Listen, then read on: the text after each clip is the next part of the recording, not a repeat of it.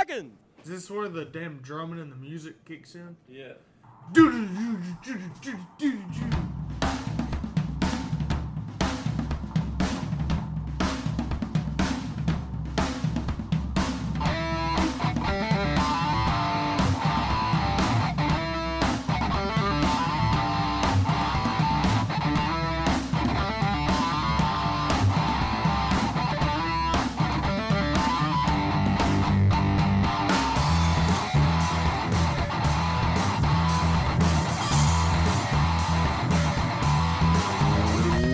What is going on, everybody? Hello, and welcome to On the Pipe Podcast, the number one source of off-road media, news, and content.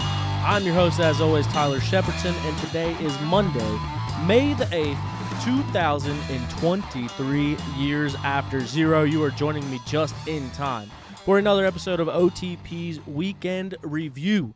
We got some results from all around the country to get to today and some updates to bring you into your off-road racing lives. So thank you for being here. As always, be a friend, tell a friend if you enjoy these shows or you get something out of these episodes, or you want somebody to make fun of the way that I talk or the way that I say things or some of my predictions. Make sure to be a friend, tell a friend, and let somebody know about On the Pipe Podcast. So this past weekend, we had several things going on. We had the GNCC that was happening round 6 up in Crawfordsville, Indiana at Ironman Raceway, the Hoosier.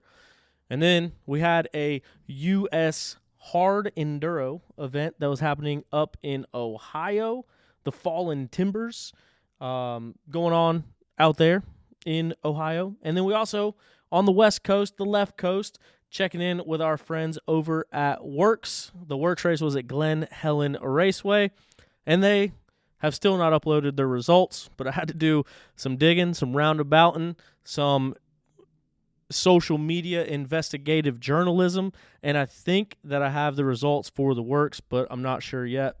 They haven't posted the results yet, so we're going to do the best we can. But this is also why it's so hard for me to cover the West Coast, because I have no idea what's going on out there. I have no idea how to even find the results. And so if you're on the West Coast and you have some results or you have a clue of what's going on, let me know, because we got to get West Coast Wednesdays fired up. I know we've been talking about it. But speaking of the West Coast, last week I came on this little program right here, and I talked about how this week we're going to have a huge week in On the Pipe podcast history.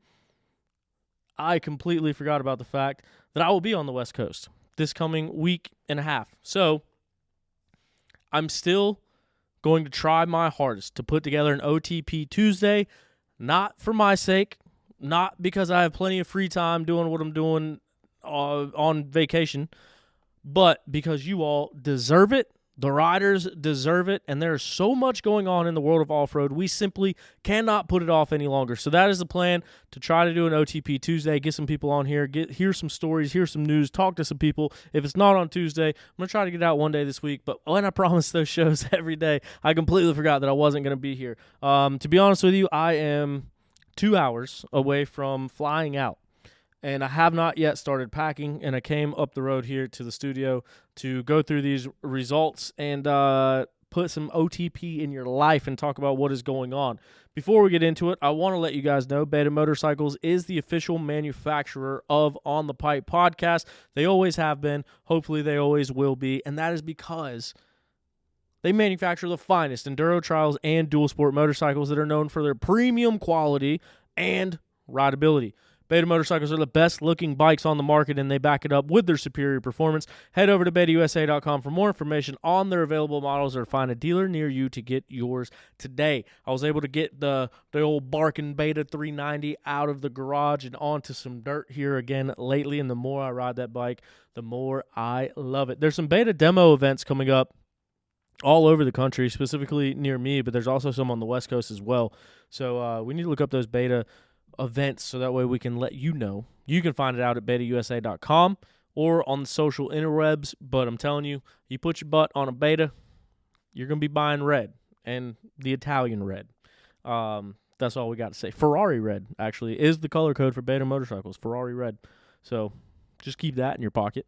This episode is also brought to you in part by our good buddy and former guest of the show, friend of the show, Zach Tussle at Raymond James Financial. Zach is a racer and a financial advisor that helps his clients win when it comes to retirement and financial planning. If you or someone you know wants to save or invest for their future or is already retired, needs advice for income during retirement, Zach Tussle is always my first recommendation. Find out more by Googling Zach Tussle or on their website at financialadvisorsdenvernc.com. As we've talked about before, Zach represents several of the riders. Zach represents several of you listeners. So thank you to those that have reached out to Zach and mentioned OTP. But it's not even, once again, you'll never hear me talking about anything on the show that I don't believe in. We've had some sponsors in the past that maybe lasted a show or two or three that you noticed, and then once we find out more, we decided to not work with those people in the past. So there's a few of them, and I do my due diligence before I recommend anybody, but Zach Tussle is, like I said, we talked to him on the show. You can hear his story, hear his background and everything, and then also hear what he can do with you or for you and your money and your financial future. The best time to start is now, but yeah, he represents several listeners, several riders, and we're actually about to I talked with him the other day about setting up a business fund or a business account for OTP itself. So a lot of good things going on over there. I hope you check them out, financialadvisorsdenvernc.com. You can schedule a free consultation to see exactly how he can help and what he can do for you. And, yeah, just let him know you listen to OTP. I'd be more than happy to help you out and let you know what's going on. With that being said, so much stuff going on. Out in the world of racing. So my memories pop up. Your memories pop up, too, on social media. You can see what you posted in the past year.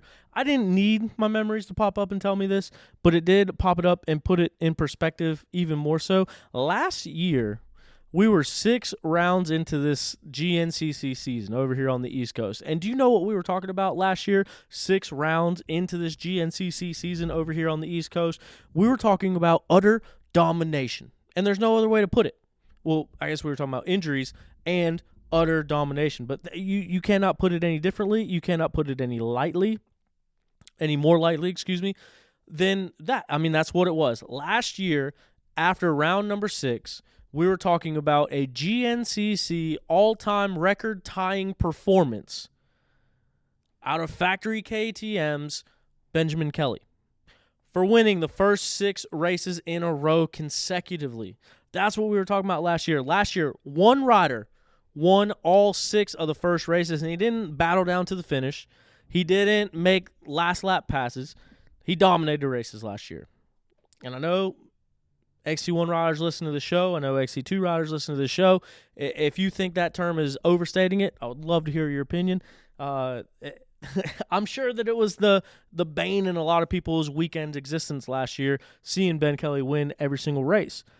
But underneath that 530 helmet, actually last year underneath that number 1 helmet, it was all smiles for Ben Kelly because he was putting together this record-tying and potentially record-breaking season to go on record winning the first 6 consecutive races in a row. This year, we are at 6 races into this GNCC season, and we had the 6th different rider win the race this past weekend. So what a change, man. Year over year. Last year, 1 guy, 6 wins. This year, 6 guys, 6 wins. It's insane. It's unprecedented. I don't think we've ever seen, just like last year, we had never seen someone open up with 6 straight wins. There had been 6 wins in a row in the past, but we had never seen anyone open up with 6 straight wins. And now that's exactly what we were looking at. And not only that, it's also the fact that all of the classes are battling. All of the classes have so much stuff going on. All of the classes have had everything's up in the air. Like, we thought we had some clear-cut front runners. We thought we had some title contenders. You can say what you want. This has been one of the most shake-up and exciting and competitive years ever. I mean, you got to look at it for what it is, ever. In the XC2 class, we've had 3 different winners in 6 rounds. 4 different winners in 6 rounds. So, Rui Barbosa, the only one, not the only one to win multiple races. He's won 2, Ryder Lafferty won 2, Gus Reardon won 1, and Mike Wachowski just won this past weekend. So, it's been a lot of shakeup in the XC2 class as well. It's just as competitive. It's just as up in the air of who is going to win each and every single weekend. We've seen so many battles going on this year, and we've seen this year progress into what it is. But, yeah, I was just – when you really sit down and think about it, last year we're talking about Ben Kelly, 6 straight wins in a row. This year, I mean, we did the show with Ben Nelko last week, and we were kind of making our predictions and talking about it. And it was, is someone – going to win 2 races in a row or win 2 races on the year for the first time, or will we have the 6th winner? And when we talked about it, there was only so many different people that could even fill that gap. There was only so many people that could win for the second time and could win for the first time. And when you go through the results, the only people that didn't have a win was Jonathan Gerard, Josh Strang, and Jordan Ashburn. Everybody else in the class has won a race. So then you start thinking about the numbers and the probability and predictability of it. And it's like, well, we got 5 riders that have won a race, and we got 3 riders that haven't won a race. So it's more than likely that one of these 5 riders will win their second race on the season. And that is when Johnny Gerard comes out swinging, comes out of left field. Johnny Gerard was the guy that I was talking about before the season that I expected to see up front. And that's because we watched him in the 250 class in XC2 run up front from the second row. So I don't know what the first part of the season has presented, but Johnny Gerard has now arrived back into the XC1 class. And he does it with a win and becomes the 6th winner on the year, which is insane. So you look at Johnny's year to start. 10th place, 11th place, top 5 with a 5th, 7th, 1st. You look at Grant Baylor's year, 6th place, 6th place, 6th place, 8th place, win. And then 8th place again on the weekend. You look at Ricky Russell, 3 on the podium just a few weeks after shoulder surgery, 4th place, 11th place, and a win. So it's crazy. Like, Grant Baylor came out of left field at the last race, Camp Coker, and won that thing. And now that one was for the 5th winner of the year. Like, oh, could it be? And now we come into this one. Could it possibly be 6th? Johnny Gerard steps up to the plate, gets the win. So 6 different rounds, 6 different winners. What an insane way to start off the year. I know that's got to feel good for Johnny Gerard, his first overall win since becoming a father. His first overall win as a full-time XC1 racer. And, yeah, I don't know what has happened at the beginning of Johnny's season. It might have been growing pains. It might have been an injury that no one knew about. It might have been trying to figure out the new bike, the new chassis, the new frame, whatever it is. It's got to feel good that monkey might be off the back now as Johnny Gerard clicks off his first win of the season and takes the win up there at the Hoosier in Crawfordsville, Indiana. Stu Baylor, another guy that came up on the podcast last week with Ben and I. That was Ben's pick going into the weekend, rightfully so. Stu Baylor is what we like to say, got that dog in him. And that's one of the things that, I straight up ate my words, mud on my face. We look at Stu's last couple performances, and that was my concern because at the at Camp Coker, it was an 8th place finish, and he was puking on himself and looked like he got sick. But there were several riders that got sick during that one. I don't know if it was a stomach bug or what was going around. But then he goes up to the last National Enduro, and he doesn't have a performance that we expect out of Stu Baylor at that either. So that just led me to believe, like, hey, maybe there is sick, maybe there is something going on, and that could have been. It might have been a bug or a virus or a stomach bug or whatever that worked itself out, and now he's right back in the mix. No telling what it was, but it could have been nothing. It could have been just drank the wrong thing that morning, or you never know. And then it might have been just the conditions or of the National Enduro or whatever the case. Stu Baylor's one of those guys that is always going to be in the fight. If he is walking, or even sometimes when he's not walking, he's still going to be in that fight. He's going to dig down. He's going to find that grit. He's going to find that determination, and he showed just that this past weekend with a 2nd place finish on the year, or on the race. I'm sorry. So cool to see Stu bounce back. I know that's got to be a bit of a relief for him. What a season that he's been through this year already. He is the team manager of that RM ATV MC Teely Energy Racing, KTM, and however many other letters you want to throw in there. He's a team manager in that. He's the team rider in that. He's setting up sponsors. He's dealing with sponsors. And, oh, hey, by the way, on top of that, he's dealing with a new mechanic. They just had a mechanic change, so now he's got a new mechanic. They're working out the bugs, working out the kinks. He's got a new bike. He's got all these new suspension that he has to run, has to figure all this stuff out. And he's been doing that while trying to run a team, while trying to train, while trying to run a facility. And now he goes back out there on the podium once again in second place, and leads a meaningful amount of that race. Like, he was out in front a lot. He was out in front early, and he was out in front for quite some time over the weekend. So that's got to be an awesome feeling for Stu coming off of that win, kind of getting things figured out, getting things dialed in, getting things back on track, and ending the day with a second place finish. So you check in with Stu. He led the first lap, led the second lap, and then dropped back a little bit for laps 3 and 4, got back into the lead. So climbed back from fourth place back up to first place on lap 5 to lead lap 5 and lap 6, and then second place on lap 7, held on second place for the end of the race. So shout out to Stu. If, like I said, this could have been coincidence. I just did basically just looking at it from an outsider's perspective of getting sick at Camp Coker and then not having the results he was looking for at that National Enduro, but then he bounces right back. Now he's right back in the mix. So congrats to Stu Baylor on putting together such a good ride out there and ending the day on that overall podium. And then also on the overall podium, none other, or I guess I should say the XC1 podium, Ben Kelly, third place in XC1. And I think 5th place overall, if I'm not mistaken. But, yeah, Ben Kelly ends the day in the number 3 spot in XC1, gets some very valuable points. And if I'm not mistaken, we'll double-check right here. I believe that Ben Kelly is going to be in the points lead still after grabbing this podium. So, yes, right now Ben Kelly holds on to that points lead, 129 points over second-place rider Craig DeLong with 124 points. 1 point back is Stu Baylor. So, Stu Baylor 6 points out from the overall points lead heading into round number 7. Then it's Ricky Russell and Grant Baylor. So, Ben Kelly is going to hold on to that points lead. He'll keep the white plate going into this next round, digging deep and ending the day with a third-place finish up at the Ironman. But then one of the headlines from the weekend, I think one of the things that really stole the weekend is that XC2 battle for that XC2 win. Welcome back to the winner's circle, Mike Witkowski. What a ride that Mike put together over the weekend. And I say that, he ended up getting the win.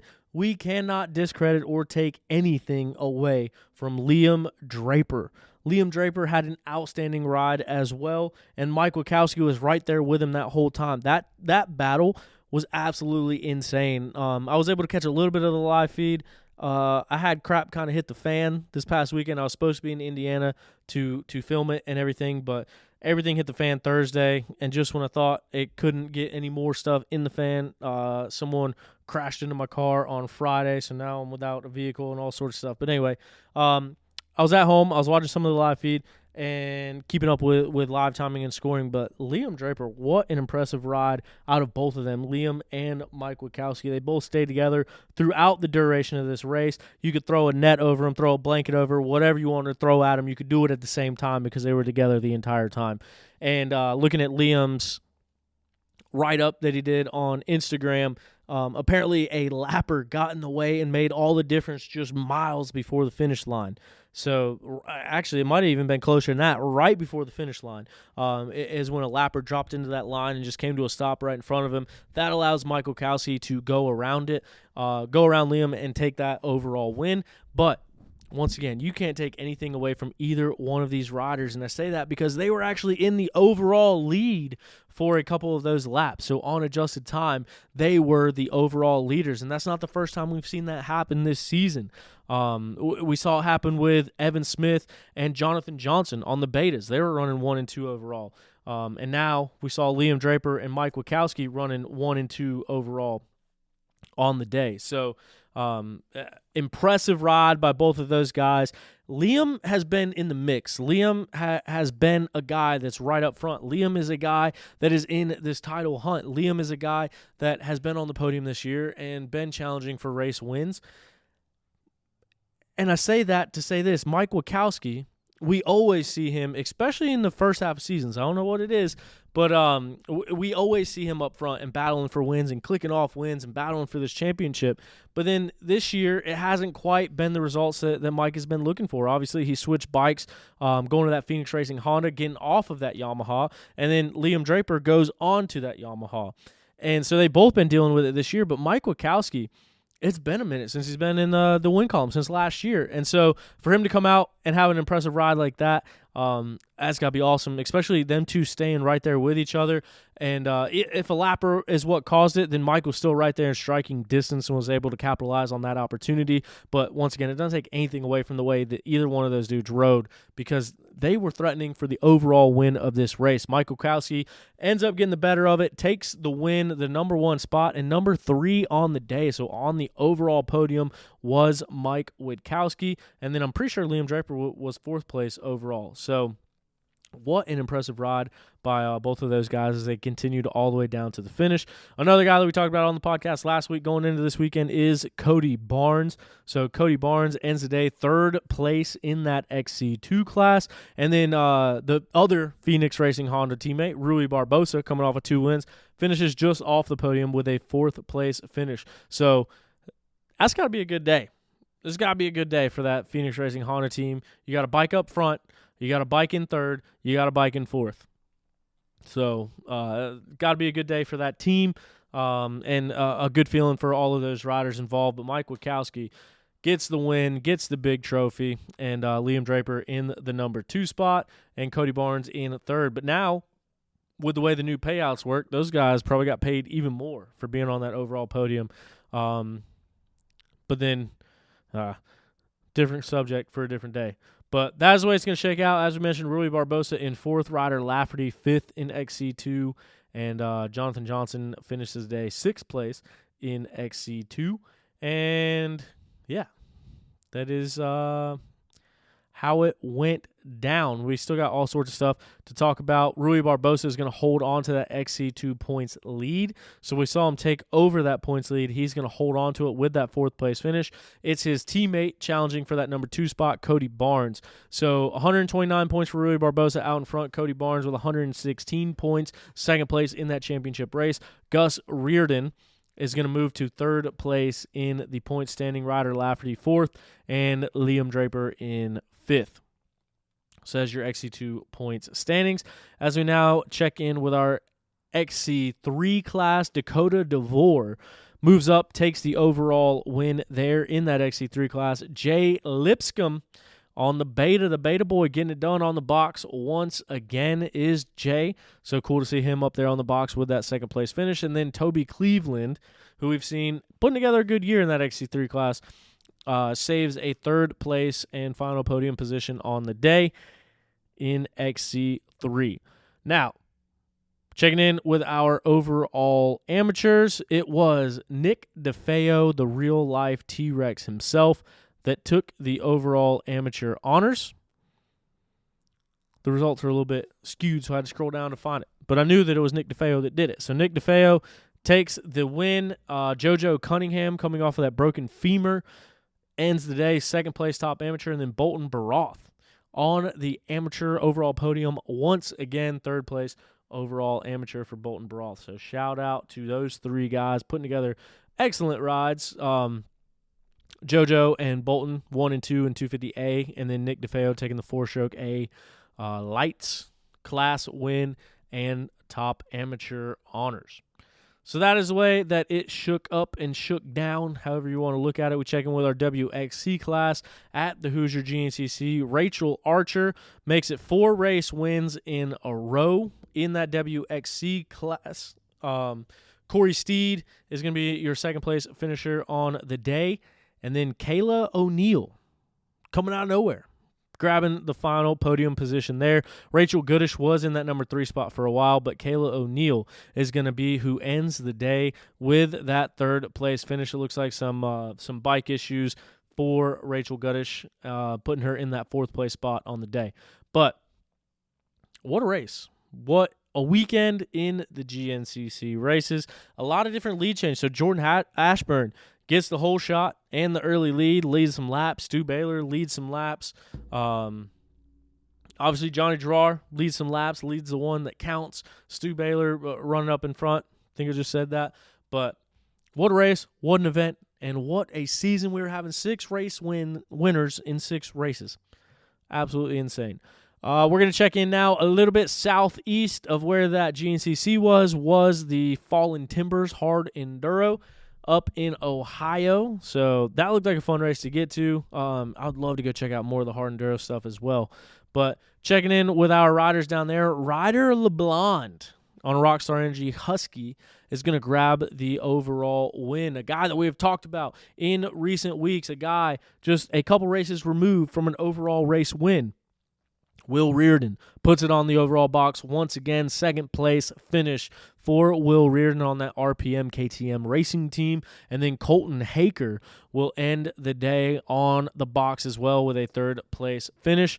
So I can't wait to see more footage coming out of that one. The hard enduro guys are some of the most impressive guys. I think they can look at stuff that doesn't look like you should be able to walk up it, and they ride dirt bikes up it. So once again, looking for more footage coming out of that thing, but that is your overall podium. Ryder LeBlond out in front, Will Reardon on the box in the number 2 spot, and in 3rd place it is Colton Haker. Now, to check out with our fellas out west, the stuff going on out there, we're going to have to go back to our social interwebs here, and it was Mateo Oliveira that took the overall win, or the 450 Pro race win. So Mateo Oliveira takes the win. Tyler Lynn in the number 2 spot, and Zach Bell, your 3rd place finisher on the day out there.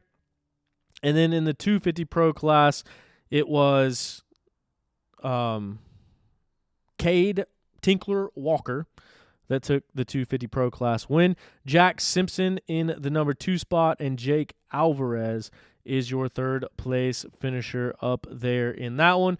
And they're racing out at Glen, Helen. So that is the way that it works out for the WORCS Series out west. There are some other storylines and stuff going on in the off-road racing world.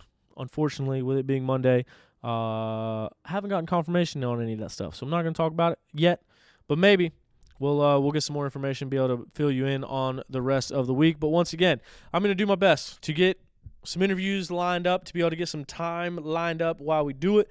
I will be on a bit of a vacation. It is a little bit of a celebration of me entering the vet class, as well as my girlfriend entering the vet class as well. So she celebrated her 30th birthday last week. I turned 30 6 months ago. It's almost my half birthday right now, by the way. So we had this little trip planned. We were supposed to be going out of the country, but had some passport issues. So now we're going to the west coast of our country and visiting some national parks. So I'm going to try to break down some time in between that. I know I'll have some time in the car driving. I think we got over 2,000 miles of driving planned.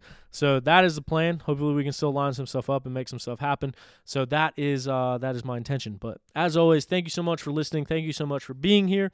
We appreciate you tuning in to On the Pipe podcast. And as always, be a friend, tell a friend. Sorry this one was a little bit short, but cut and dry. Get the results, know what's going on, and we look forward to talking with you throughout the rest of the week, hopefully. I think that's it. I think that's all I got. Appreciate you guys. We will see you next time on OTP.